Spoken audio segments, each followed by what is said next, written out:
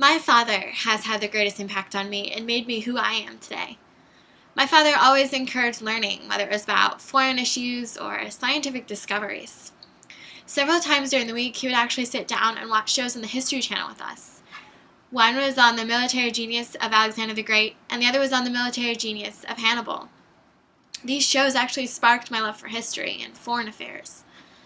I was homeschooled because my father wanted me to have a rigorous academic education while still being able to study the subjects that interested me. By being homeschooled, I was able to write my required research reports on the war in Iraq and the war in Syria. He also taught me to be a virtuous person in order to positively impact the world around me. Among other values, he stressed that I be considerate and kind to everyone, including those who irritated me. Besides giving me my love for education, my father encouraged me to strive to become the best person that I could possibly be. One time that I worked through conflict to achieve a significant goal as a leader was in a leadership position in a drama class.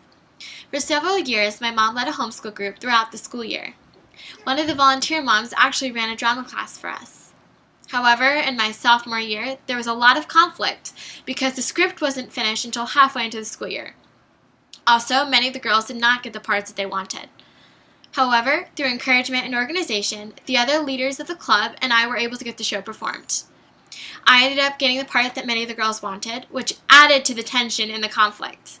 However, by building up the other members of the play and by taking the time and effort to go through their scenes, much of the conflict about parts ended. The girls realized that their parts were just as crucial to the success of the play as the leading parts were.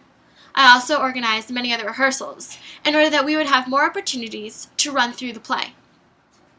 Also, I've sat down personally with the scriptwriter in order to set realistic deadlines for her to complete the script. At the end of the year, the show was performed and received with standing ovation.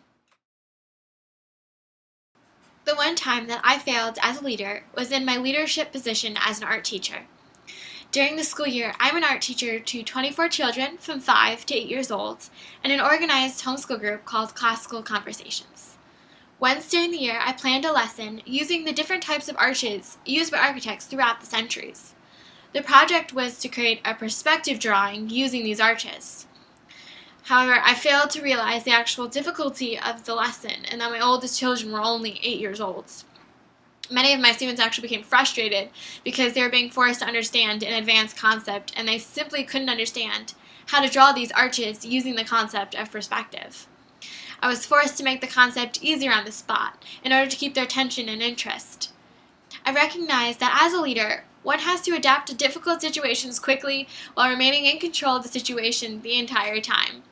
Also, one has to keep those under your leadership involved and interested the entire time as well.